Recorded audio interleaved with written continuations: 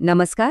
लहान मुलांचं संगोपन करणं हे खरं तर खूप आनंददायक असतं, पण कधीकधी ते खूप आव्हानात्मकही वाटू शकतं, नाही का?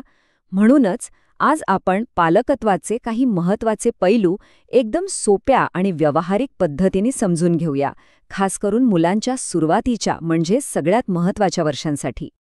चला तर मग एका खूप छान विचाराने सुरुवात करूया. बघा, मुलं जेव्हा खेळतात ना, तेव्हा ते फक्त वेळ घालवत नसतात. खरं तर ते शिकत असतात. असं समजा की लहान मुलांसाठी खेळणं हेच त्यांचं सगळ्यात महत्त्वाचं काम आहे. आणि हाच धागा पकडून आपण पुढे जाणार आहोत, म्हणजे आपली सगळी चर्चा याच एका मध्यवर्ती संकल्पनेवर आधारित आहे, खेळातून शिकणं. आणि गंमत म्हणजे ही गोष्ट आता इतकी महत्त्वाची मानली गेली आहे की आपल्या नवीन राष्ट्रीय शैक्षणिक धोरणातही तिला खास स्थान दिलं गेलंय. आता खेळ मेंदूवर नेमका कसा परिणाम करतो हे समजून घेऊया. हे बघा, खेळ म्हणजे फक्त धम्माल मस्ती नाहीये. उलट प्रत्येक खेळ मुलांच्या मेंदूमध्ये नवीन जोडण्या म्हणजे न्यूरल कनेक्शन्स तयार करतो. यातूनच त्यांची प्रॉब्लेम सॉल्व्हिंगची म्हणजे समस्या सोडवण्याची क्षमता वाढते, त्यांची कल्पनाशक्ती विस्तारते. थोडक्यात काय तर खेळणं ही मुलांची शिकण्याची एक नैसर्गिक पद्धत आहे. ठीक आहे, तर खेळामुळे मेंदूचा विकास होतो हे तर कळलं. पण हा विकास नक्की कोणकोणत्या क्षेत्रांमध्ये होतो हे समजून घेणं खूप इंटरेस्टिंग आहे. चला तर मुलांच्या वाढीच्या या 4 मुख्य क्षेत्रांना किंवा म्हणूया की विकासाच्या 4 स्तंभांना जरा जवळून पाहूया. ही 4 क्षेत्र म्हणजे जणू एका खुर्चीचे 4 पाय आहेत. विचार करा, एक पाय जरी कमी जास्त झाला तर खुर्ची कशी डगमगेल? अगदी तसंच आहे. मुलांच्या सर्वांगीण विकासासाठी या 4ही क्षेत्रांमध्ये एक संतुलन असणं खूप गरजेचं आहे. कारण ही सगळी क्षेत्र एकमेकांशी जोडलेली आहेत आणि एकमेकांना आधार देतात. यापैकी पहिलं क्षेत्र आहे बौद्धिक विकास. म्हणजे काय, तर सोप्या शब्दात सांगायचं तर मुलं त्यांच्या आजूबाजूच्या जगाला कसं समजून घेतात, कसा विचार करतात. म्हणजे बघा, जेव्हा एखादं बाळ रंगांची ओळख करायला लागतं किंवा छोटे छोटे पझल सोडवतं, तेव्हा समजावं की त्याचा बौद्धिक विकास होतोय. आता वळूया दुसऱ्या क्षेत्राकडे, सामाजिक आणि भावनिक विकास. नावाप्रमाणेच इथे भावना आणि सामाजिक कौशल्य येतात. मुलांना स्वतःच्या आणि दुसऱ्यांच्या भावना समजायला लागतात. मैत्री करायला, आपल्या वस्तू शेअर करायला किंवा कुणाला वाईट वाटलं तर त्याला सहानुभूती दाखवायला शिकणं, हे सगळं याच विकासाचा भाग आहे. त्यानंतर येतो शारीरिक विकास. यात फक्त धावणं, उड्या मारणं, चढणं उतरणं अशा मोठ्या हालचालीच नाहीत, तर हातांच्या बारीक-सारीक कौशल्यांसुद्धा येतात. म्हणजे चित्र काढण्यासाठी पेन्सिल धरणं, कात्रीने कापणं, या सगळ्या गोष्टींतून त्यांच्या शरीरावरचं नियंत्रण वाढत जातं. आणि आपला चौथा आणि शेवटचा स्तंभ आहे भाषिक विकास. संवाद साधण्याची क्षमता. हा तर बाकी सगळ्या शिक्षणाचा पायाच आहे, नाही का? यात फक्त बोलणं नाही, तर इतरांचं बोलणं, लक्ष देऊन ऐकणं, समजून घेणं आणि मग व्यक्त होणं, या सगळ्या गोष्टी येतात. आणि याच पायावर पुढे जाऊन वाचन आणि लेखनाची इमारत उभी राहते. बरं, तर आता आपल्याकडे विकासाचा एक नकाशा तयार झाला आहे.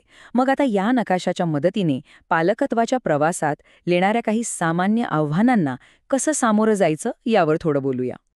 सगळ्यात आधी येतं मुलांचं हट्ट करणं किंवा चिडचिडणं. बऱ्याचदा आपण याला वाईट वागणूक समजतो, पण खरं तर ही त्यांची एक प्रकारची मदत मागण्याची पद्धत असते. त्यांच्या छोट्याशा जगात जेव्हा भावना खूप मोठ्या होतात आणि त्यांना त्या कशा सांभाळाव्यात हे कळत नाही, तेव्हा ती अशी व्यक्त होतात. अशावेळी आपण शांत राहून त्यांच्या भावनांना ओळखणं, म्हणजे तुला राग आलाय का, असं विचारणं खूप महत्त्वाचं ठरतं. आणि दुसरं एक मोठं आव्हान आहे, जे आजकाल जवळपास प्रत्येक घरात आहे, ते म्हणजे स्क्रीन टाईम. मुलांना शांत बसवण्यासाठी मोबाईल देणं हा एक सोपा उपाय वाटू शकतो, पण याचे दुष्परिणाम खूप आहेत. डोळ्यांवर ताण येण्यापासून ते झोपेवर परिणाम होण्यापर्यंत, आणि सगळ्यात महत्त्वाचं म्हणजे यामुळे मुलांचा बाहेर खेळण्याचा, इतरांशी बोलण्याचा प्रज्मोल, किमती वेळ कमी होतो. पण मग यावर उपाय काय? तर सगळ्यात महत्त्वाचं म्हणजे काही नियम बनवणं आणि ते सगळ्यांनीच पाळणं.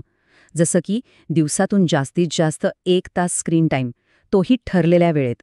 स्वतः पालकांनीही मुलांसमोर मोबाईलचा वापर कमी करणं गरजेचं आहे. आणि हो, जेवताना आणि झोपण्याच्या आधी नो स्क्रीन झोन तयार करणं तर खूपच फायद्याचं ठरतं. चला, आता काही अशा गोष्टी पाहूया ज्यांना आपण पॉझिटिव्ह पेरेंटिंगचं टूलकिट म्हणू शकतो. ह्या अशा युक्त्या आहेत ज्या आपल्याला मुलांचा प्रवास अधिक सोपा आणि आनंददायी करण्यासाठी मदत करतील. या टूलकिटमधलं पहिलं आणि सगळ्यात सोपं साधन आहे एक ठरलेला दिनक्रम. बघा, लहान मुलांसाठी त्यांचं जग खूप नवीन आणि कधीकधी गोंधळात टाकणारं असतं. पण जेव्हा रोजच्या गोष्टी एका ठराविक वेळेत होतात, जसं की उठण्याची, जेवण्याची, खेळण्याची आणि झोपण्याची वेळ, तेव्हा त्यांना एक प्रकारची सुरक्षितता वाटते. आता पुढे काय होणार आहे हे माहीत असल्यामुळे ती निश्चिंत राहतात. आता खेळ तर महत्वाचा आहेच, पण वेगवेगळ्या प्रकारचे खेळ खेळणं हे त्याहूनही महत्वाचं आहे. जसं आपल्या शरीराला वेगवेगळ्या प्रकारच्या अन्नाची गरज असते, तसंच मुलांच्या मेंदूला वेगवेगळ्या प्रकारच्या खेळांची गरज असते. म्हणजे बघा, ब्लॉक्स किंवा लेगोसारख्या खेळांमधून त्यांची प्रॉब्लेम सॉल्व्हिंगची क्षमता वाढते. तर भातुकली किंवा डॉक्टर सारख्या खेळांमधून सामाजिक कौशल्य विकसित होतात. प्रत्येक खेळ मेंदूला वेगळं पोषण देतो. आणि इथे एक खूप महत्वाचा मुद्दा लक्षात घ्यायला हवा. तो म्हणजे शिस्त आणि मार्गदर्शन यातला फरक. आपलं ध्येय मुलांना शिक्षा करणं नाही, तर त्यांना योग्य मार्गदर्शन करणं आहे. सारखा पसारा का करतोस असं ओरडण्याऐवजी, चला आता तुझा खेळ झालाय, आपण मिळून खेळणी जागेवर ठेवूया, असं म्हणण्यात खूप फरक आहे. यानी मुलांमध्ये भीती नाही, तर जबाबदारीची भावना निर्माण होते.